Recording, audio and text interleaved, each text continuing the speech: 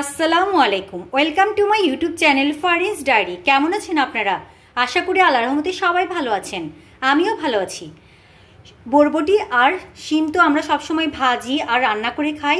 আজকে আমি ভর্তা বানিয়ে খাবো, আর দুটোই কিন্তু একসাথে ভর্তা করব। বরবটি আর শিম একসাথেই ভর্তা করলে কেমন হয়, চলেন শুরু করা যাক আজকের রান্না। বরবটি আর শিমগুলোকে আমি কুটে নিয়েছি আর ভালো করে ধুয়ে নিয়েছি। এবার আমি এগুলো সিদ্ধ করতে বসিয়ে দিব।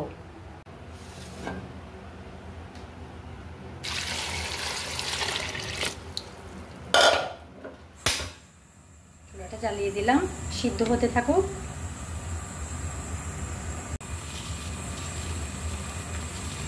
কিছুটা লবণও দিয়ে দিলাম আমি।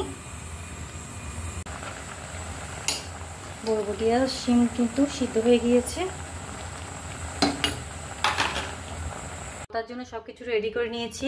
এখানে সিদ্ধ শিম আর বরবটি, ধনেপাতা কুচি, রসুন, পেঁয়াজ আর কাঁচামরিচ, এগুলো সবগুলো আমি এখন একটু ভেজে নিব। পাত্রে আমি সয়াবিন তেল দিয়ে দিলাম।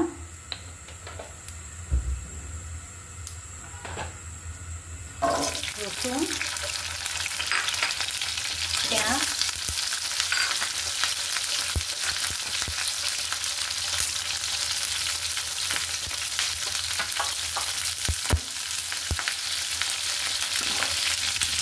এগুলো কিছুটা ভাজা হলে আমি আরগুলো অন্য কিছু অ্যাড করে দিব।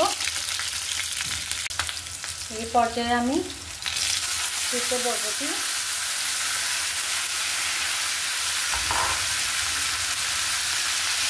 আর শিম দিয়ে দিলাম।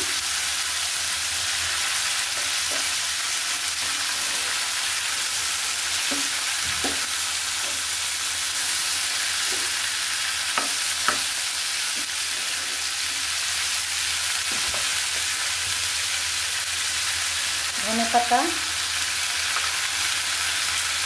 কাঁচামরিচ,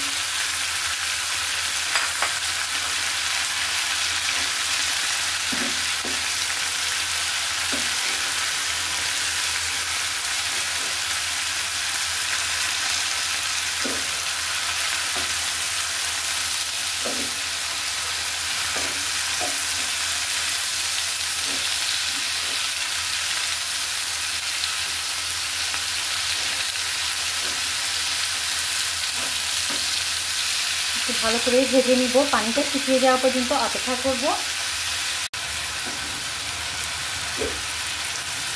আমার এটা কিন্তু ভাজা হয়ে গিয়েছে। এবার আমি চুলোটা বন্ধ করে দিব।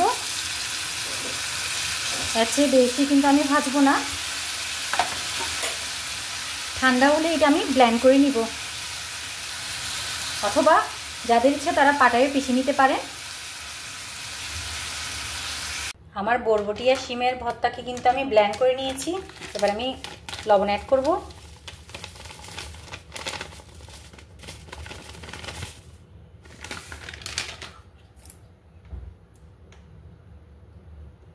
সরিষার তেল,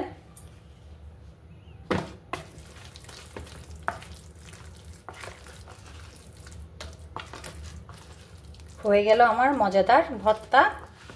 আমি একটা সুন্দর বাটিতে নিয়ে আপনাদেরকে দেখাচ্ছি। বরবটি আর শিমের ভর্তাগুলোকে কিন্তু আমি সুন্দর করে একটা বাটিতে নিয়ে নিয়েছি। দেখতে পাচ্ছেন কতটা লোভনীয় হয়েছে। বরবটি শিম আলাদা আলাদাভাবে তো আমরা সবসময় ভর্তা করেই থাকি। বরবটি আর শিমের একসাথে মিলিয়ে ভর্তা করলে কিন্তু দারুণ লাগে। আপনারা চাইলে এভাবে করে মিলিয়ে ভর্তাটা বানিয়ে নিতে পারেন। সবাই ভালো থাকবেন, সুস্থ থাকবেন। আল্লাহ হাফিজ, আসসালামু আলাইকুম।